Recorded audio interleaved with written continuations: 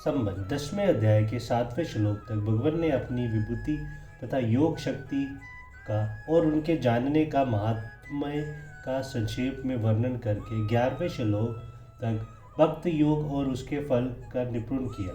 इस पर 12वें से 18वें श्लोक तक अर्जुन ने भगवान की स्तुति करके उनसे दिव्य विभूतियों का और योग शक्ति का विस्तृत वर्णन करने के लिए प्रार्थना की। तब भगवान ने 40वें श्लोक अपनी विभूतियों का वर्णन समाप्त करके अंत में योग शक्ति का प्रभाव बतलाए हुए समस्त ब्रह्मांड को अपने एक अंग में धारण किए हुआ कहकर अध्याय का उपसंहार किया। इस प्रसंग को सुनकर अर्जुन के मन में उस महान स्वरूप को जिसके एक अंश में समस्त विश्व स्थित है प्रत्येक देखने की इच्छा उत्पन्न हो गई। इसीलिए इस 11वें अध्याय के आरंभ में पहले 4 श्लोक में भगवान की और उनके उपदेश की प्रशंसा करते हुए अर्जुन उनसे विश्व रूप का दर्शन कराने के लिए प्रार्थना करते हैं। अर्जुन उवाच मदनुग्रह परम गुह मद्यातमंस यतम यत्वयुक्त वच सतेन मोहय विक्तोमम। अर्जुन बोले, मुझ पर अनुग्रह करने के लिए आपने जो परम गोपनीय अध्यायतम विषयक वचन अर्थात उपदेश कहा, उससे मेरा ये अज्ञान नष्ट हो गया है। मदनुग्रह पद के प्रयोग का क्या अभिप्राय है? 10वें अध्याय के प्रारंभ में प्रेम समुद्र भगवान ने अर्जुन तुम्हारा मुझ में अत्यंत प्रेम है, इसी से मैं ये सब बातें तुम्हारे हित के लिए कह रहा हूँ।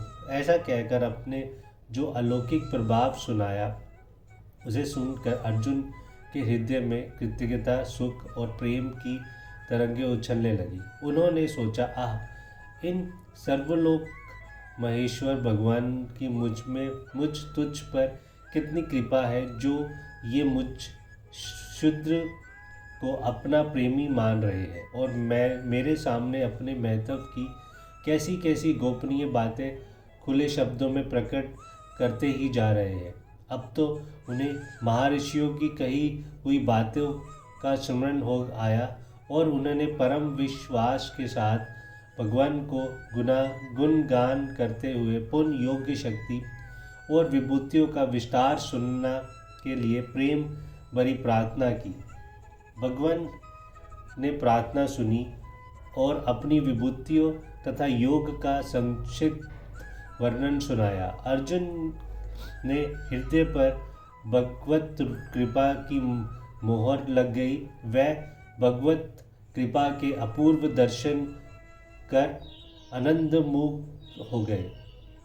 साधक को जब तक अपने पुरुषार्थ साधन या अपनी योग्यता का स्मरण होता है तब तक वह भगवत कृपा के परम लाभ से विचलित सा ही रहता है।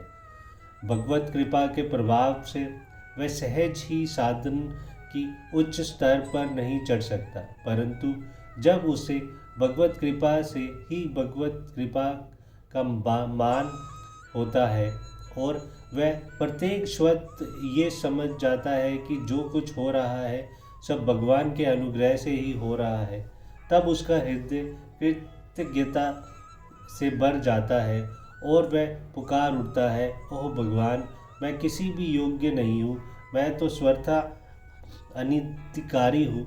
ये सब तो आपके अनुग्रह की ही लीला है। ऐसे ही कृतज्ञता पूर्ण हृदय से अर्जुन कह रहे हैं कि भगवान, आपने जो कुछ भी महत्व और प्रभाव की बातें सुनाई, मैं इसका पात्र नहीं हूँ। अपने अनुग्रह करने के लिए ही हम ये परम गोपनीय अपने रहस्य मुझको सुनाया है। मदनुग्रह पद के प्रयोग का यही अभिप्राय है। परमम गुहम अध्यात्म संगीतम, इन 3 विशेषताओं के सहित वच पद भगवान के कौन कौन से उपदेश का सूचक है तथा इन विशेषणों का क्या भाव है। 10वें अध्याय के पहले श्लोक में जिन परम वचनों को भगवान ने पूर्ण कहने की प्रतिज्ञा की है, उस प्रतिज्ञा के अनुसार 11वें श्लोक तक जो भगवान का उपदेश है एवं उसके बाद अर्जुन के पूछने पर पुनः 20वें से 42वें श्लोक तक भगवान ने जो अपनी विभूतियों और योग शक्ति का परिचय दिया है तथा 7वें से वे 9वें अध्याय तक विज्ञान सहित ज्ञान के कहने की प्रतिज्ञा करके भगवान ने जो अपने गुण, प्रभाव, ऐश्वर्य और स्वरूप का तत्व रहस्य समझाया है, उस सभी उपदेश का वाचक यहाँ परम गुहम और अध्यात्म संगीतम इन तीनों विशेषणों के सहित वच पद है। जिन जिन प्रकरणों में भगवान ने अपने गुण, प्रभाव और तत्वों का निरूपण करके अर्जुन को अपनी शरण में आने के लिए प्रेरणा की और स्पष्ट रूप से ये बतलाया कि मैं श्री कृष्ण जो तुम्हारे सामने विराजित हूँ, वही समस्त जगत का कर्ता, हर्ता, निर्गुण, सुगन, निराकर, साकर, मायातीत, सर्वशक्तिमान, सर्वदार परमेश्वर हूँ। उन प्रकरणों को भगवान ने स्वयं परम गुण बतलाया है। अतएव यहाँ उन्हीं विशेषणों का अनुवाद करके अर्जुन ये भाव दिखलाते हैं कि आपका ये उपदेश अवश्य ही परम गोपनीय है। यह अयम विशेषण के सहित मोहपद अर्जुन के किस मोह का वाचक है और उपयुक्त उपदेशों के द्वारा उसका नाश हो जाना क्या है। अर्जुन जो भगवान के गुण, प्रभाव, ऐश्वर्य और स्वरूप की पूर्ण रूप से नहीं जानते थे, यही उनका मोह था। अब उपयुक्त उपदेश के द्वारा भगवान के गुण, प्रभाव, ऐश्वर्य, रहस्य और स्वरूप को कुछ समझकर वह जो ये जान गए हैं कि श्री कृष्ण ही साक्षात परमेश्वर है, यही उनके मोह का नष्ट होना है। जय श्री